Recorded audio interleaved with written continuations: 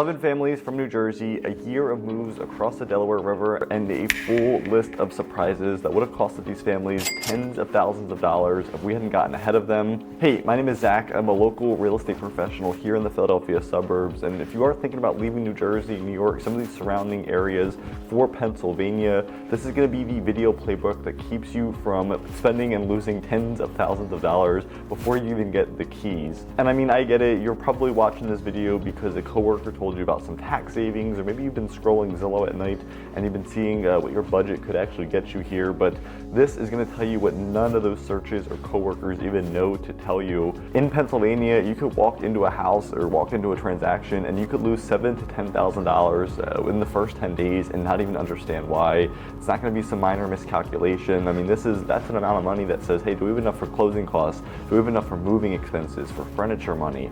And I'm going to walk you through the exact situations that I ran into with real families, real situations, real money, real families, and I'm also going to tell you how we navigated them so that you don't have to figure out the hard way or have to guess your way through this.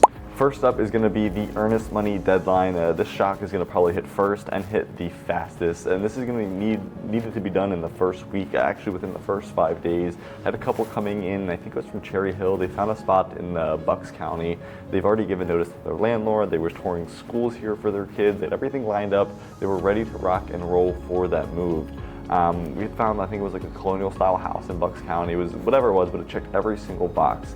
And before we even talk price, this is actually what I do with all of my buyers that are moving, whether they're moving in-state, out-of-state. We sit down, we jump on a Zoom call like this, we meet in person at a coffee shop, and we talk about the process, we talk about the timelines, and one of the things that they had questions about or that had shocked them was the deposit timeline when we got to that part in the contract, and we were talking about that. So for anyone that might not know, in Pennsylvania, you have to wire the full earnest money deposit within 5 contract days of acceptance. Now that could be negotiated. It could be 2 days, it could be 1 day, it could be 10 days, but 5 days is standard and probably most typical. It's not just going to be a small, a good faith check. It's not going to be $1,000 or a couple $100.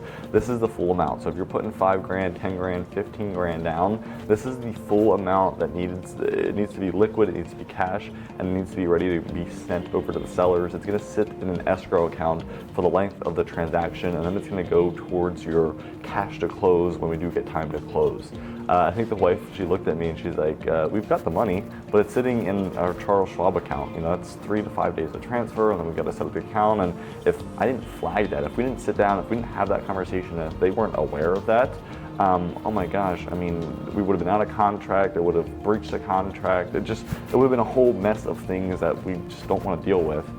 We would have lost the deadline, we maybe would have lost the house, whatever it is. And I think in New Jersey, a lot of the buyers are wired to think that, just because we signed a contract, it's the start of the conversation. We can go have our attorneys review it, we can give a little deposit token. Whatever it is, but there's no room to breathe. It's completely different here in Pennsylvania. It does not work like that at all. The moment that both of the parties sign, execute the agreement. So once the buyer signs, typically the buyer signs first. The minute that the seller puts their ink on that, it's a binding legal contract. There's no attorney review. There's no built-in exit windows, at least for the sellers. The buyers will talk about a lot more between inspection periods and finance contingencies. It's all written in the contract for your protection based off how the offer is written. So those time periods, the length of the deposit, the amount of deposits, all are going to be chosen by you based off what you're comfortable in and what's going to protect you the most. So ever since then, here's what I tell every buyer, not even just buyers from Jersey, but here's what I tell every single buyer before we even start touring homes. I always tell them to make sure that they've got 5 to 10% of the purchase price sitting somewhere liquid and ready to wire within 48 hours. So whether it's just your checking account, your Charles Schwab account, it's in cold hard cash, whatever it is, have about 5 to 10% of that ready to rock and roll, and have that ready to be sent out within 48 hours. I mean, not a week, not after a transfer clears. Just have it be ready to go right away. You can go to the bank, you go write the check, because that's going to save you a lot of time and stress when you actually get into contract. And like I said, I mean, this is a conversation that I'm having with people before we even step into a house. We jump on a Zoom call, we meet at a coffee shop. I'm telling you right then and there, because this timeline, it's not gonna wait for anybody. It's not gonna wait for me, it's not gonna wait for you. It's gonna happen. So making sure that we have all of our, it's just like having a pre-approval, or just like having the inspector lined up. Making sure all of these pieces are in a row are gonna ensure that when we do find the house, when we write the right offer, you guys are ready to rock and roll, and it's not gonna be any guessing, not gonna be any waiting, and definitely not gonna be any stress.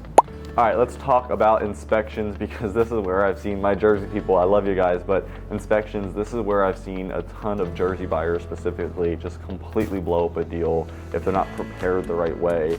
I had this family, I think they were from like Montclair, or they were from somewhere in Jersey, and they were looking at a home here in Chester County. This is my new home. We were looking for a home out here, and the inspection report came back with like 18 items, 20 items, let's just call it. Had old HVAC, it had a couple of soft spots on the deck just needed to go. It had some grading concerns with the house, a few electrical issues. It needed work. It was an older house. We're in Chester County. It needed work, the bottom line. And some of my people, some of my buyers, even some of my agents watching this in PA, you're like, yeah, this is nothing, but this is where we're getting into the video. So initially, report comes back. They had my guy Eric go out there. Eric does the report, comes back with the inspection items, and initially their first instinct was to write it all up, especially because we were helping them sell. They were selling a place in Jersey, and they were kind of going through this with the buyer. But their first instinct was to write everything all up, write the electrical, write the grading, write the deck, put it all on a list and send it to the buyer, because that's what you do in New Jersey. And I told him right away, I said, guys, listen, like, I'm happy to do that. I'm gonna be the first guy to do that for you if that's what you want. But that approach has a big chance of backfiring here. It's just not how it happens here in Pennsylvania. Pennsylvania sellers, especially in a competitive market like we're in right now, like we've been in for the last 5 years, they're not just culturally wired to go fix this little punch list of items, right? And in most cases, they don't even have to. If you've got a seller that has 5 offers on a home, a lot of times those inspections are even being waived. So that's where a lot of Pennsylvania sellers are getting that conditioning of, hey, my neighbor and my friend and my brother, they're not even getting inspections, right? So that's where some of this culture comes in. But also, because they're getting so many offers, they're not inclined to go do some of these repairs, because they know that they can go find another buyer. So anyways, Pennsylvania sellers, especially in these competitive markets, they're not going to be wired to go fix these long punch lists of items and, you know, cracked outlet covers and dripping faucets and paint drips. They're not going to do anything like that. And oftentimes, a lot of the times, you could flip. I mean, you could take a reasonable seller and you could turn it to someone that just digs their heels in. It tells you to take it or leave it. It could get really, really ugly. So in this situation specifically, because there was work that was needed, there was older systems, there's a $10,000 list. So in this situation, we had to be a little bit more strategic. And this is where I talk about in all of my videos that strategy matters more than competitiveness, more than aggressiveness. So what we did, we focused on the things that actually matter. So HVAC system, being at the end of the line, 100%. We had a radon reading. We're going to actually talk about radon later in this video, because especially if you're not from these areas, this could be something that is a little bit concerning. But the radon reading came back at 5.9.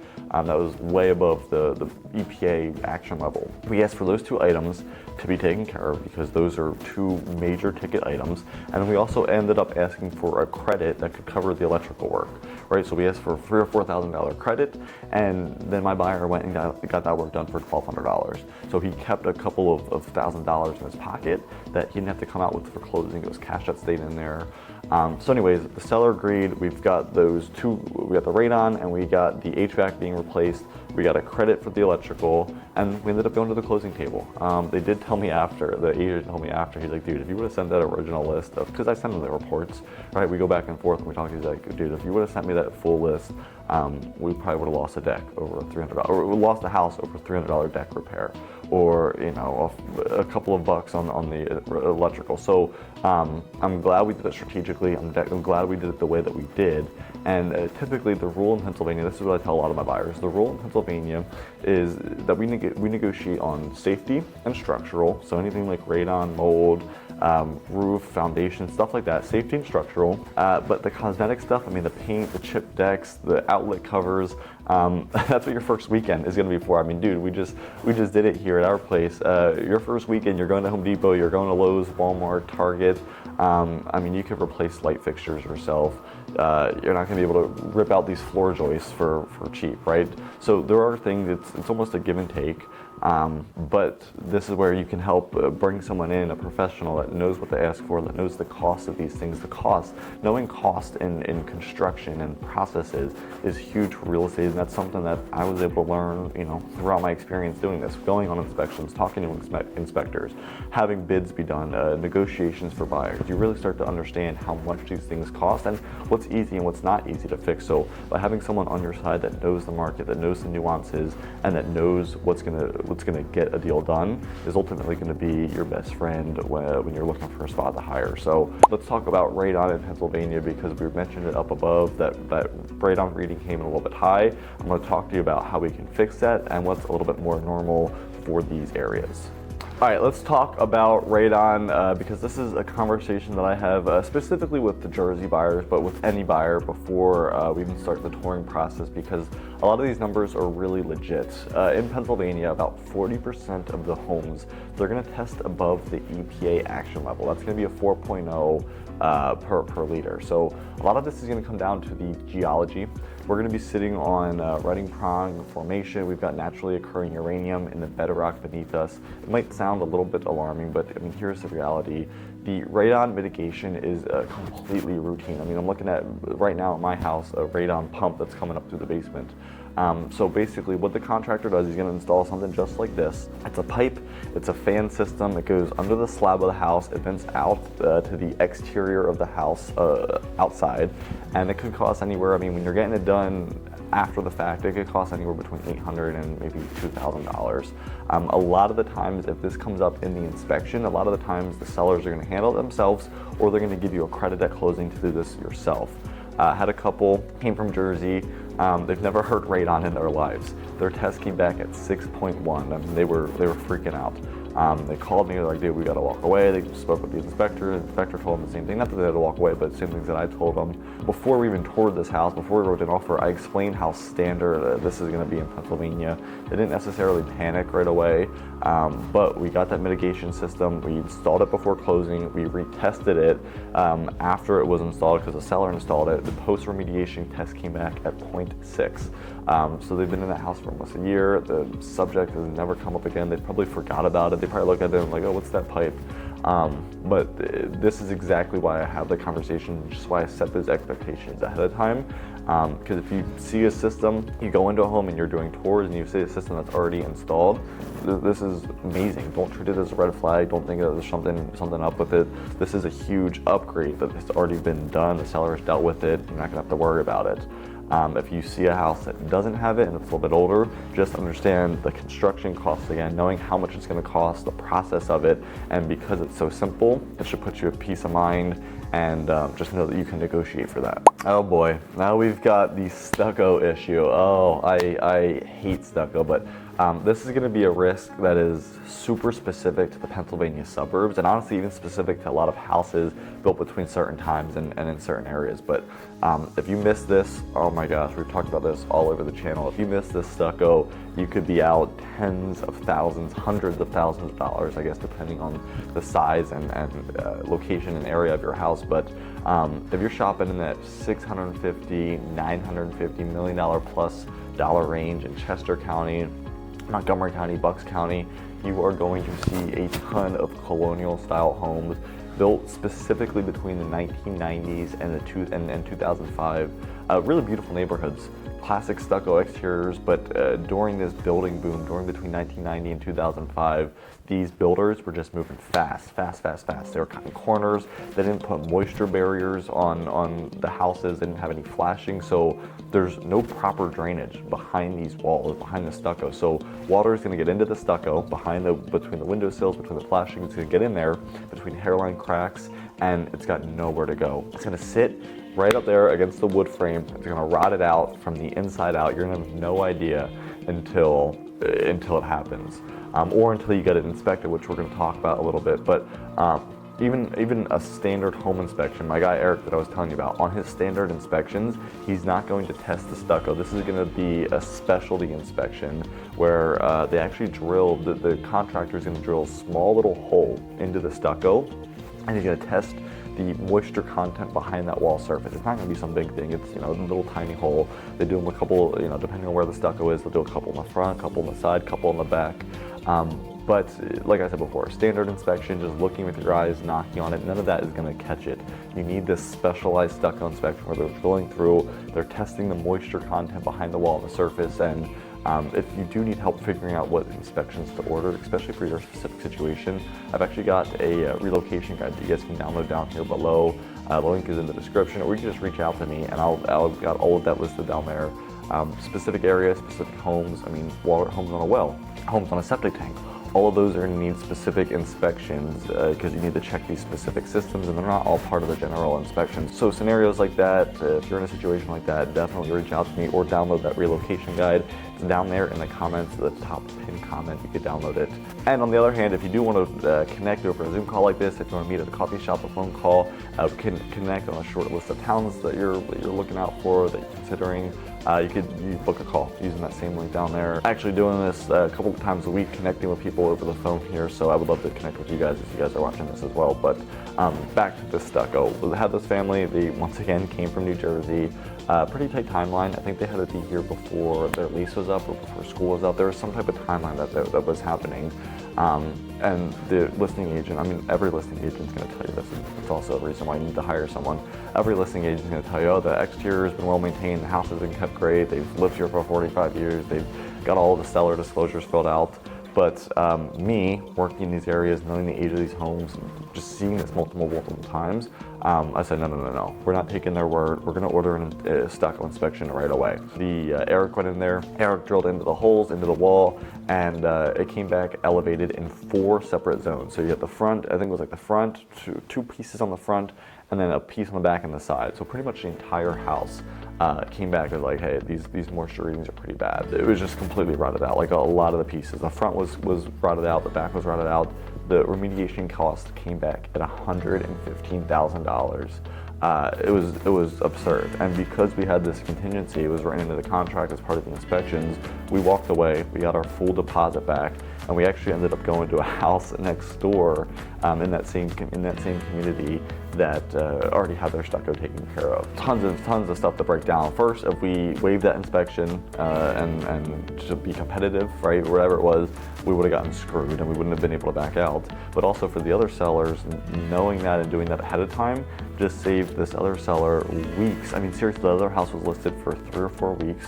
It was doing the repairs. All the buyers knew that. It caused a ton of concern. It ended up selling for like 15 or 20 grand under ask. So they lost money on the inspection, or they lost money on the repairs, they lost money on the sale. But anyways, going back to our situation, if we didn't have these contingencies, if we tried to look competitive, or if we tried to beat other offers, we seriously would have had a 6-figure, it would have been $115,000 problem that my buyers would have been stuck with. So, I mean, it's a pretty simple. If the house is built between 1990, it's built between 2005, and it has stucco on the exterior, you're just going to test it.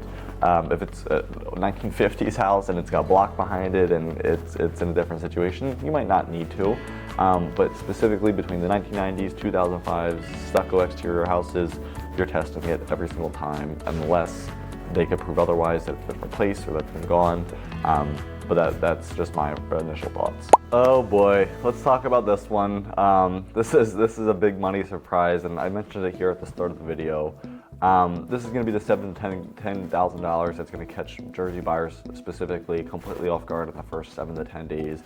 It was even a shock to me when I came back. I think I used to work out in Arizona. When I came back here, and I even bought my own house, this was something that just took you for surprise when you first learned it.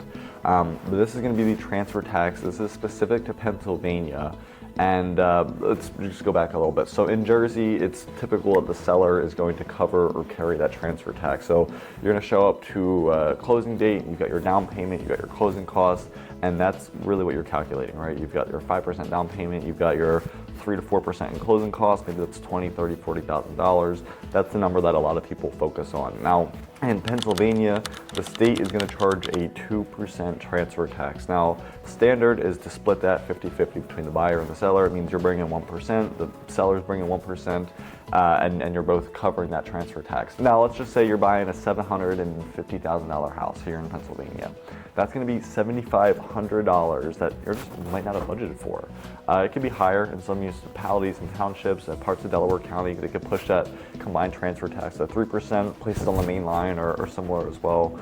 But I'm going to be going through this math, and I and my lender are going to be going through this math with the buyers and everything else we talked about before we even start looking at these houses, because we've had buyers that have come into us, they did all this budgeting based on Jersey experience or New York experience, California experience, and they've showed up, they've come to the closing table, or we're getting ready to go to the closing table, and they're coming up short. They're not having enough money. Something's messed up. And that is a very stressful scramble, and nobody wants to do that on settlement, 24 hours before settlement, when the banks nobody wants to deal with that. So when you are building your budget, when you're planning for a purchase here in Pennsylvania, just immediately add 1% to the purchase price on top of your down payment, and then other closing costs, title fees, lender fees. That's going to be straight cash that is needed to go. All right, now here's another this is the 1% local wage tax. This is another tax item that just surprised almost every single family that I've worked with here. This is going to be a 1% local earned income tax. Pennsylvania has a flat state income tax of 3.07%. And coming from New Jersey, where some of your higher earners are going to be paying 10%, 10.11% in taxes, it's going to sound like a huge win. I mean, having 3% versus a 10% difference, and a lot of times it often is, right? You're going to be saving 7-6% on your money. But in Pennsylvania, the township and municipalities, they're also going to charge an earned income tax, and that's typically going to be 1% of your wages. It's going to be split between your township and your school district. So, I mean, let's break it down. Let's run some real numbers here on a household that makes, let's see, $150 grand a year. In Jersey, that state income tax might cost you about $7,500, just depending on your deductions and what you're accounting for. In Pennsylvania, you're going to be looking at about $4,600 in state income tax, plus another $1,500 in your local taxes. So that's going to put it around at $6,100. It's still a pretty meaningful savings. I mean, you're probably $1,400 still saving in terms of coming to Pennsylvania, but it's not always going to be that 50% or 60% discount that a lot of people were expecting. Here's another thing that I tell a lot of buyers up front, especially for buyers, I mean, specifically for buyers that are coming out of state, is that you're going to want to update your payroll withholding the day that you guys close. So I've had a couple of, especially remote workers, they've got employers in Jersey or employers in different states, and I mean, because we've talked about this in advance, they've gotten it switched right away, they've gotten it taken care of. But I've seen buyers forget, I've had family members forget, and then they spent months with New Jersey taxes being withheld. They get amended returns to untangle it. It's just a complete mess. And if you are commuting into Philadelphia, the city specifically for work, you're going to want to layer on the city non-resident wage tax at 3.44%. That's going to be a tax specifically for anyone who is working in the city. It's a completely separate calculation on top of everything else that we're going to leave for a different video.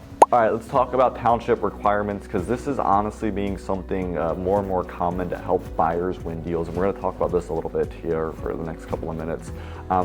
Municipal and township requirements, this is something that I research every single time before I write an offer, before we get into the contract. Every township, every municipality in Pennsylvania is going to have its own set of rules, a completely different set of rules. It's not a suggestion. These are legal requirements that need to be done, called use and occupancy permits, that need to be done before homeowners or families can move into houses. So I had a family, they were buying into Montgomery County borough. Montgomery County requires a use and occupancy inspection before the deeds can transfer. So basically, this is an inspector that works for the township, works for the county. They come out and they flag a couple of things, right? They look at the address numbers on the house, make sure that they're the right size. They make sure the front porch railing doesn't go against the code, make sure the sewer, all of these different things, the sewer lateral does the camera inspection. They do a ton of different things just to make sure that the home is ready to be occupied. It's up to par to be occupied for these next homeowners. And a lot of times, this is going to be something that's covered by the seller. Now, in recent months and recent swings of this market, this has been something that I've found if buyers are willing to take care of, or if buyers are willing to pay and fix, the sellers are often a little bit more lenient to it. But we're going to talk about a big expense that came up that might have actually saved my buyer. So actually on this one, this was the one where they did the inspection of the sewer. So I mean, I don't know, the numbers, so this is what was happening. The numbers were wrong, the front porch railing wasn't right, the camera inspection needed to be done. So those were things that got called out actually on a property that we had. And I don't know, I mean, the numbers, the front porch railing, you spend $200, $300, you get that fixed, pay a handyman. The sewer lateral, the sewer scope, is where things always get expensive, but in this case, it's where it got really expensive. So the camera went down there, it found a partially collapsed pipe, and we've made other videos up about this, but this was one that didn't come through the inspection, it came through the UNO, went through the ground, found a collapsed pipe, and an active root infiltration. They quoted us at $5,000 to fix it. Now, I was like, oh my gosh. Me knowing that this borough specifically requires these inspections, we've already had it written into the contract that any type of required repairs like this would be the seller's responsibility. So this one was nice because we knew going into it that the seller would be responsible for anything. Seller handled it. On the flip side, when the buyers, just like I said before, when I see buyers agree to take on these repairs and then they deal with it, oh my gosh, they're getting hit with a $5,000 bill like that right before closing. $2,500 bill, bang, bang. And I mean, it's insane. So making sure that you understand that, you know the possible risks, you know what needs to be done and what doesn't, that's also going to be a part of the strategy of writing your offer to help you get it accepted as well. Has anyone ever heard, I'm curious, maybe comment down below, has anyone heard of a dye test?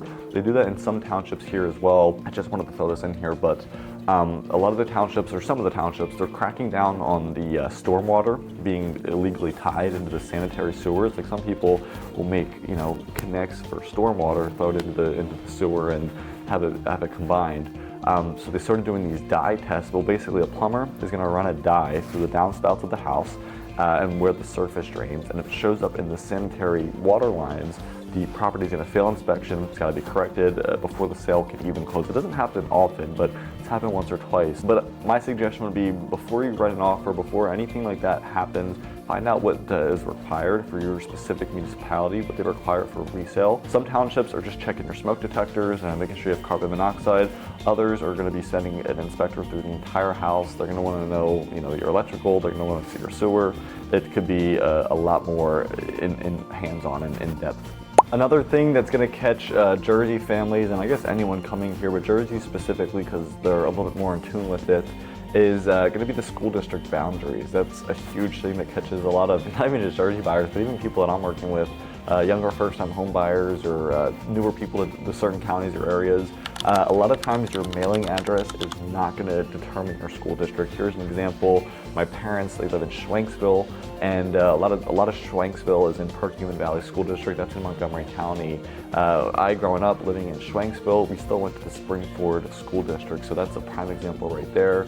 Or even Mia, you know, growing up down the street, Mia lived about 5 minutes from me. She lived in Collegeville. Collegeville split 50-50 between Perkins Valley, between Springford, and I think honestly a little bit Collegeville is even Methacton. So just like I was saying before, just because your mailing address says one city or one area does not mean that it determines the school district. Montgomery County, Chester County, even parts of Bucks County specifically, the district boundaries are going to cut right through roads. They're going to cut right through what looks like the same neighborhood.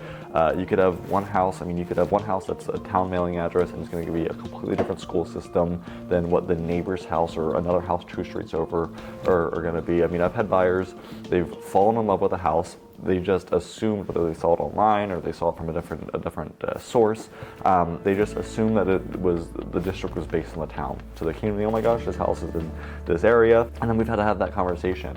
And I'd much rather give you that information on day one, and then watch us figure it out, then wait till we've already settled, have those, you know, those bad tastes in our mouth or bad thoughts. So I'm always going to verify the school district assignment for that exact property address before we even schedule a showing. If I know that you're looking in a specific school district, I'm going to make sure that we're checking those boxes. Now, the good news about this, let me give you the other side of these. I had a family, they were moving from somewhere in Jersey into Chester County, very similar square footage house, similar lot, comparable school district, everything was basically the same. And honestly, even roughly the same commute time into the city that they had in Jersey. They were working in Philly. Their property taxes originally were $17,400 a year in Jersey.